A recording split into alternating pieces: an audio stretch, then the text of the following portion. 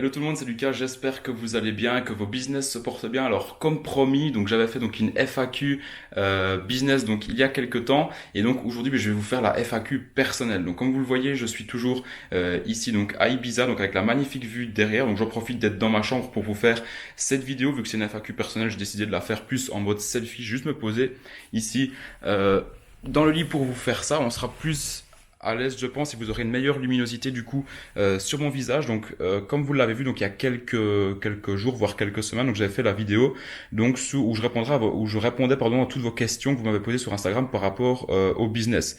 Et vous avez fait une autre story où je vous demandais de me poser toutes vos questions que vous avez par rapport à ma vie personnelle. Je sais que ça vous intéresse également de savoir comment s'organise ma vie, ce que je fais de mes journées, etc. Enfin bref, donc toutes des questions comme ça beaucoup plus personnelles qui n'ont absolument rien à voir avec le business. Donc j'ai décidé aujourd'hui de répondre à toutes ces questions-là. C'était une vidéo qui vous avait bien plu lorsque je l'avais faite à Bangkok pour la première fois. Donc j'espère que cette vidéo va également vous plaire. Et si elle vous plaît, dites-le moi en commentaire. Et je n'hésiterai pas à vous faire d'autres vidéos de ce type-là si ça continue à vous plaire, etc. Alors également juste avant de répondre aux questions, donc comme j'avais dit, je vais alterner entre des vidéos faites en mode selfie, des vidéos un petit peu plus professionnelles. Parce qu'en mode selfie, je pense qu'il y a aussi plus de proximité, je dirais, avec vous, que ça plaît aussi à pas mal de gens. Donc je pense qu'il faut alterner entre ça. Et puis de toute façon, je continue à faire des vidéos comme j'aime les faire tout simplement. Et du moment que j'aime faire ça, que d'alterner entre les deux, je continuerai à le faire jusqu'à temps que j'aime. Et peut-être qu'après je trouverai un autre format de vidéo. Mais en tout cas pour le moment ça me convient très bien, ça vous plaît également. Donc tant mieux, on est tous les deux gagnants, moi et toi qui regarde cette vidéo. Donc je vais répondre tout de suite aux questions donc par rapport à la FAQ personnelle. Donc la première question c'est de Alex Assaf qui me dit tes parents t'ont sorti le entre guillemets il faut avoir un diplôme. Comment ont-ils réagi par rapport à maintenant? Donc je vous montre donc toutes les questions sont ici donc sur mon smartphone, donc j'avais fait donc des screenshots. Donc en gros il me dit que voilà mes parents donc me disaient il faut avoir un diplôme, travailler dans la vie tout simplement donc métro boulot dodo pendant 40 ans. Et comment est-ce qu'ils réagissent maintenant par rapport justement à la vie que j'ai pu me créer grâce à un business en ligne? Et bien au début ils étaient vraiment pas chauds, c'est-à-dire que il y a 1 an et demi 2 ans en arrière quand je leur annonçais que je voulais quitter mes études, etc., ils me prenaient pour un fou, ils me disaient que limite que j'avais déjà raté ma vie, que j'allais devoir aller travailler à l'usine, voire être au chômage, etc. Et quand aujourd'hui ils voient la vie que j'ai réussi à me créer, pour eux c'est juste un truc de dingue, ils sont très très fiers en fait. Et c'est totalement normal qu'il y a 1 an en arrière, il me repoussait de me lancer dans cette voie-là parce que eux n'y connaissaient absolument rien. Pour eux, les entrepreneurs à succès, c'était des gens qui avaient fait énormément d'études, genre 5, 10 ans d'études, et qui avaient déjà beaucoup d'argent de base, en fait. C'était un petit peu des croyances limitantes, mais c'est tout à fait normal. C'est ce que tout le monde a dans la vie, tout simplement. Mais aujourd'hui, quand ils voient où je suis, ils sont très très fiers. Et aujourd'hui, c'est à moi de leur rendre justement tout ce qu'ils m'ont apporté durant mon enfance, c'est-à-dire une éducation, jamais manqué de rien. Donc aujourd'hui, c'est à mon tour de leur apporter des choses en échange. Donc c'est-à-dire qu'aujourd'hui j'hésite pas à leur faire plaisir, etc. Quand ils ont besoin de quelque chose, j'hésite pas à aller l'acheter pour eux. Enfin bref, c'est des petites choses qui représentent pas grand-chose pour moi, mais pour eux ça représente beaucoup. Et voilà, pour moi je respecte énormément voilà ces personnes-là qui m'ont éduqué depuis que j'étais tout petit. Aujourd'hui c'est à mon tour de leur rendre, je pense, la monnaie de la pièce qu'ils m'ont donné quand j'étais plus petit. Alors deuxième question de Sophie qui me demande es-tu heureux aujourd'hui? Alors ça c'est une question vraiment très vaste, c'est pas évident de répondre à cette question-là. En tout cas mon niveau de bonheur de maintenant par rapport à avant quand j'étais aux études il a clairement évolué. On dit souvent que l'argent ne fait pas le bonheur mais il y contribue quand même énormément. Alors c'est sûr que avoir je sais pas moi 1 million sur son compte ou 5 millions ou 50 millions ça change pas grand-chose parce qu'au final on n'a pas besoin de 100 000 euros pour vivre au mois et moi je suis quelqu'un qui ne dépense pas énormément franchement. Je suis pas quelqu'un qui craque souvent, etc. Et je mets beaucoup d'argent de côté. Donc oui, ça clairement mon niveau de bonheur il a augmenté par rapport à avant. Mais après c'est comme dans tout, c'est-à-dire qu'en fait on s'habitue très vite. C'est comme ici par exemple j'ai loué une villa, c'est pas la mienne, je tiens à le préciser. J'ai loué une villa, mais on s'habitue très vite, c'est-à-dire que voilà vous êtes dans une belle villa, vous vous habituez très vite. Donc votre niveau de bonheur, par exemple le premier jour dans la villa, il va être énorme, mais après il va de nouveau stagner. Et ça c'est, je vais pas dire que c'est malheureux, mais c'est l'humain comme ça. C'est-à-dire que si aujourd'hui par exemple, je sais pas, vous allez rouler par exemple en Lamborghini, pendant 2 jours votre niveau de bonheur il va augmenter, et au final à la fin rouler en Lamborghini sera quelque chose de banal pour vous, donc il vous en faudra toujours plus.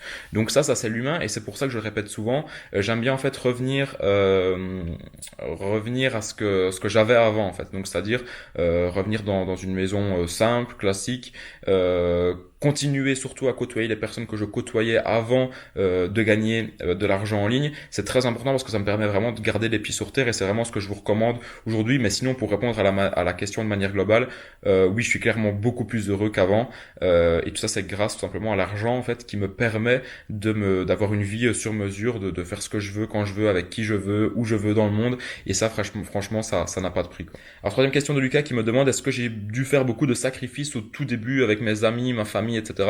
lorsque je me suis lancé. Alors oui, j'ai dû faire énormément de sacrifices pendant au moins 6 mois. Si tu veux, j'étais enfermé dans ma chambre.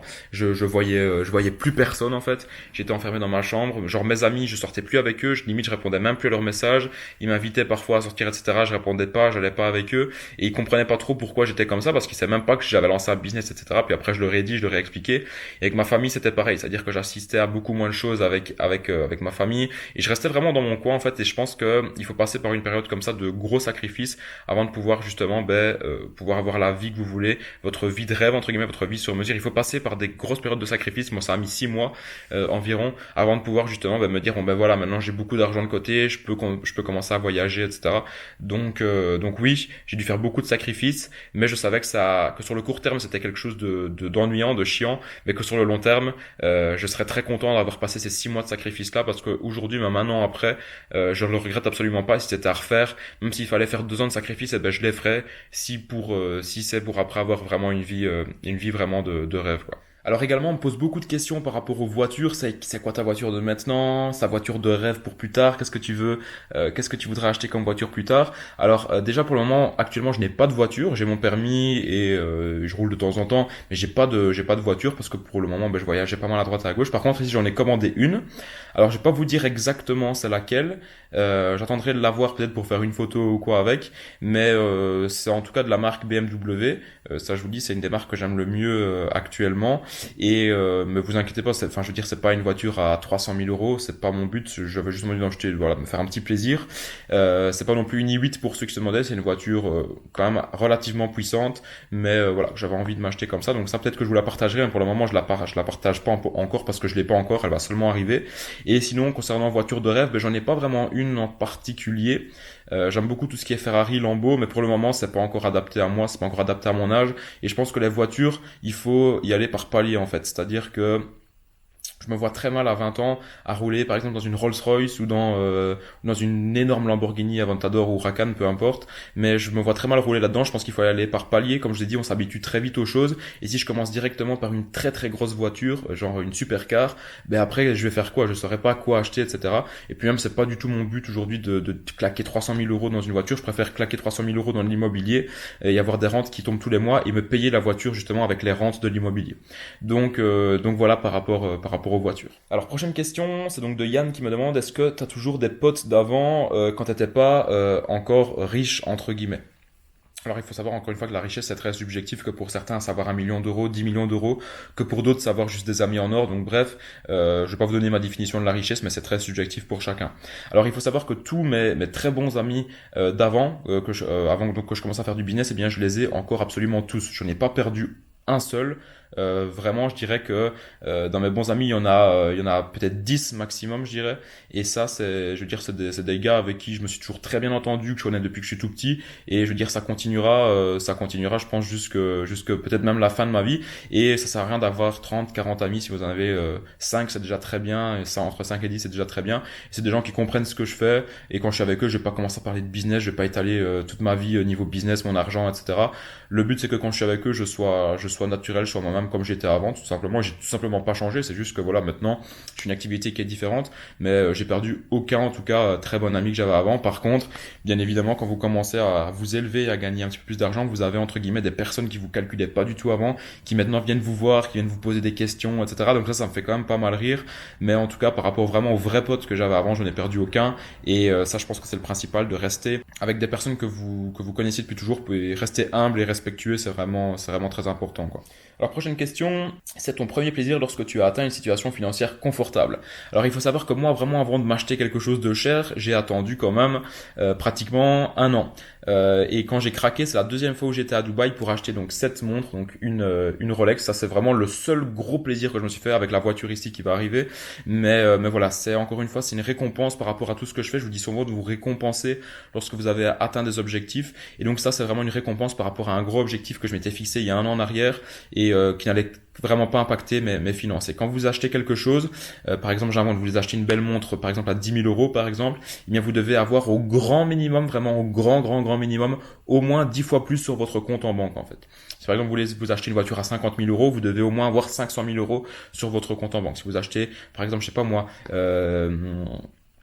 bref, peu importe, si vous achetez une autre voiture à 20 000, vous devez avoir au moins 200 000 euros sur votre compte en banque. Ça, c'est vraiment une règle à respecter pour ne pas impacter vos finances de manière négative. Et encore une fois, voilà, donc ça, c'était vraiment le plus gros achat, entre guillemets, que j'avais fait à mes débuts, que j'ai encore fait jusqu'à présent. Parce qu'encore une fois, voilà, je me fais plaisir, mais je suis vraiment pas quelqu'un de dépensier à côté. Vous le voyez, je pense sur mes vêtements, je m'habille pas en Gucci ni rien, je suis quelqu'un d'assez simple. Et c'est pas quelque chose de très important pour moi. Alors prochaine question de Romain, as-tu vu beaucoup de retournements de veste de tes potes suite à ta réussite? Alors des retournements de veste non, comme je le dis moi j'ai toujours eu un cercle d'amis assez fermé et ça restera toujours les mêmes. Par contre comme je l'ai dit, il y a des personnes une fois qui voient que vous gagnez beaucoup d'argent qui viennent pas pour profiter de vous mais un petit peu quand même. Donc ça vraiment soyez très vigilants par rapport à ça. Il y en aura toujours des personnes qui vous connaissent pas qui rentrent dans votre vie à un certain moment. Moi ça m'est jamais arrivé mais qui vont essayer de vous soutirer un maximum de choses, un maximum d'argent, qui vont profiter de vous.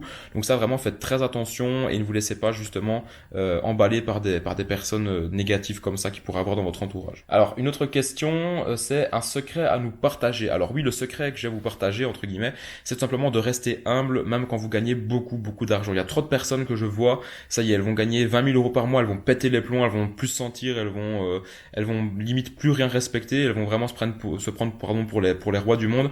Ça je vous déconseille vraiment d'être comme ça, restez comme vous êtes depuis le début, restez humble et l'argent ne doit absolument pas vous changer. Moi l'argent, tout ce qui m'a permis de faire en plus c'est d'être plus généreux par rapport à mes proches, mais clairement pas de me la péter, de me prendre plus haut que des autres, etc. Et même encore aujourd'hui quand je vois par exemple des gens qui sont salariés ou bien même qui gagnent moins d'argent que moi, et bien je les respecte énormément et j'ai énormément de choses à apprendre de ces personnes-là, parce que oui certes dans le business je suis déjà à un certain niveau sans aucune prétention, j'ai encore beaucoup à faire et beaucoup à m'améliorer, mais à côté de ça quand je rencontre des personnes qui ont par exemple 30, 40 ans, eh bien ces personnes-là ont beaucoup plus d'expérience que moi, même si elles gagnent moins que moi, eh bien je dois les écouter parce qu'elles vont m'apprendre des expériences de vie en fait. Et aujourd'hui j'ai 20 ans, dans la vie je connais absolument rien, dans le business un petit peu, mais dans la vie absolument rien. Donc moi je pense qu'il y a du bon à prendre chez tout le monde, c'est pour ça qu'il faut rester humble et respectueux vraiment envers tout le monde. C'est vraiment le conseil que je dois donner à travers cette vidéo. Donc voilà pour cette vidéo, j'espère qu'elle t'aura plu. Si elle t'a plu, laisse-moi un pouce bleu et n'oublie pas de commenter la vidéo également pour me dire ce que tu en as pensé de cette vidéo. Également si tu t'es pas encore lancé dans un business en ligne, moi je t'invite vraiment à te lancer dans le dropshipping, et c'est pour ça que je t'ai créé une formation 100% gratuite sur le dropshipping où je t'explique comment créer ta boutique, comment lancer tes premières publicités avec des influenceurs, avec la publicité Facebook, et tout ça pour toi générer 10 000 euros de vente minimum. Donc si tu veux rejoindre cette formation gratuite, c'est le premier lien qui se trouve dans la description, t'as qu'à juste à cliquer dessus, donc le premier lien dans la description, tu auras accès à la formation gratuite par email tout simplement. Donc tout ça c'est 100% gratuit, ça te permettra tout simplement de te lancer dans le dropshipping. Donc voilà pour cette vidéo, je te tiens pas plus longtemps et je te dis à la prochaine pour une prochaine vidéo. Salut à tous.